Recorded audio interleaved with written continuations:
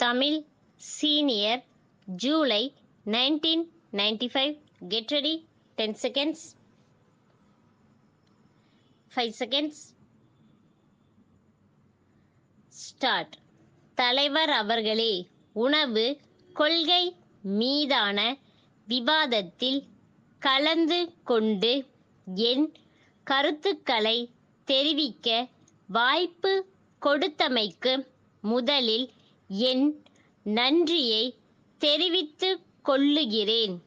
இந்த முக்கியமான பொருள் பற்றி பேசுவதற்கு உறுப்பினர்கள் அனைவருக்கும் அவர்கள் விரும்பும் அளவுக்கு நேரம் அளிக்கப்பட்டதை தெரிவித்துக் கொள்ள விரும்புகிறேன். நிதி அமைச்சர் அவர்கள் நேற்றைய தினம் இது பற்றி மிக சிறந்த முறையில் தன்னுடைய கருத்துக்களை தெரிவித்தார்கள். அவருக்கு என்னுடைய நன்றியை தெரிவித்துக் கொள்ள கடமைப்பட்டுள்ளேன். உணவு பிரச்சினை பற்றி பொது மக்களிடையே பல்வேறு அபிப்பிராய பேதங்கள் ஏற்பட்டுள்ளதை நாம் அனைவரும் நன்கு அறிவோம்.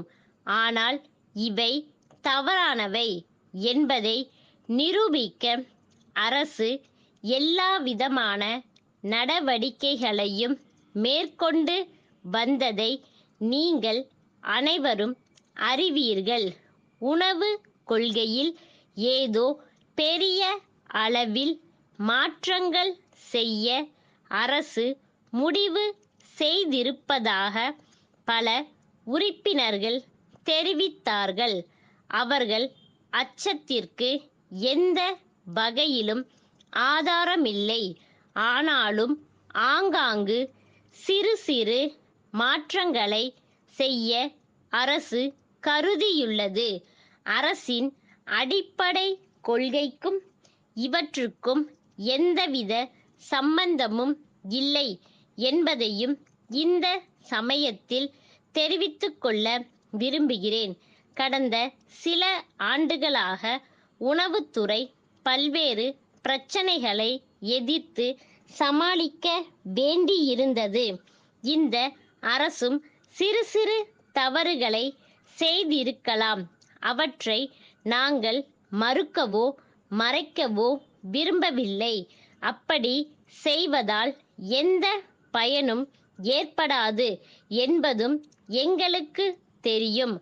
ஆனால் அரசு கடந்த பல ஆண்டுகளாக மேற்கொண்ட நடவடிக்கைகள் காரணமாக கடுமையான இந்த பிரச்சனையை நாங்கள் வெற்றிகரமாக சமாளித்துள்ளோம் என்பதை உறுப்பினர்கள் ஒப்புக்கொள்வார்கள் என்பதில் எங்களுக்கு நம்பிக்கை இருக்கிறது.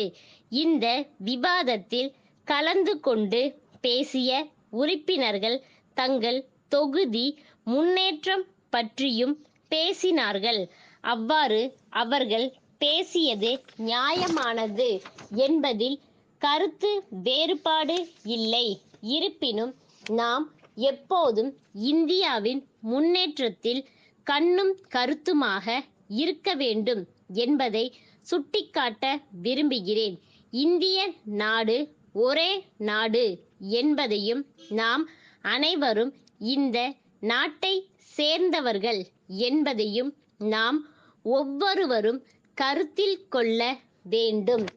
நிதி அமைச்சர் அவர்கள் பேசும்போது மற்றொரு முக்கியமான பொருள் பற்றியும் குறிப்பிட்டார்கள். அதாவது நமது உணவு கொள்கைக்கும் வளர்ச்சி திட்டங்களுக்கும் இடையே உள்ள நெருங்கிய தொடர்பை பற்றி எடுத்து சொன்னார்கள்.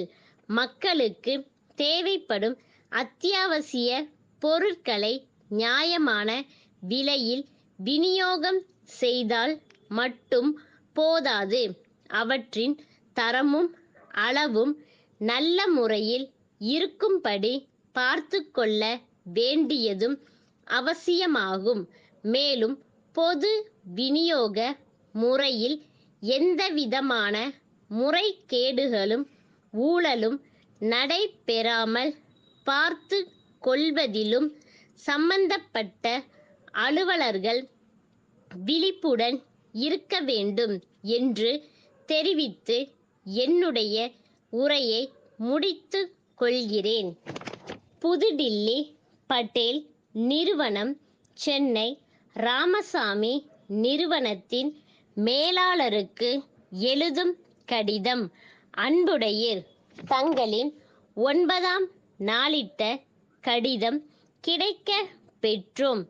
தாங்கள் நன்கு அறிந்தபடி எங்கள் நிறுவனம் நாட்டின் இப்பகுதியில் நவீன தொழில்நுட்பம் உடைய தொலைக்காட்சி பெட்டிகளை தயாரித்து விற்பனை செய்வதில் முன்னணியில் உள்ளது. வெளிநாடுகளிலும் எங்கள் தயாரிப்புக்கு நல்ல வரவேற்பு உள்ளது. தென் இந்தியாவில் எங்கள் தொலைக்காட்சி பெட்டிகளை அறிமுகம் செய்ய எண்ணியுள்ளோம். இதற்காக எங்கள் விற்பனை நிலையம் அமைக்க சென்னையின் மைய பகுதியில் வசதியான கட்டடம் ஒன்றை விலைக்கு வாங்குவதற்கு ஏற்பாடு செய்யும்படி தங்களை கேட்டிருந்தோம். அதன்படி தங்கள் கடிதத்தில் தெரிவித்துள்ள அண்ணா சாலை கட்டடம் எங்கள் தேவைக்கும் வசதிக்கும் ஏற்றபடி அமைந்துள்ளது என்பதை மகிழ்ச்சியுடன் தெரிவித்துக் கொள்கிறோம். எங்கள் பொறியாளர் ஓரிரு தினங்களில் சென்னைக்கு வந்து தங்களை சந்தித்து கட்டடம் சம்பந்தமான ஆவணங்களை பரிசீலித்து விலையை நிர்ணயம் செய்வார். அதன்பின் எங்கள் நிர்வாக குழுவின் ஒப்புதல் பெறுவதற்கு தக்க ஏற்பாடுகள் செய்யப்படும் என்பதை தெரிவித்துக் கொள்கிறோம். தங்கள் நம்பிக்கையுள்ள ஸ்டாப்.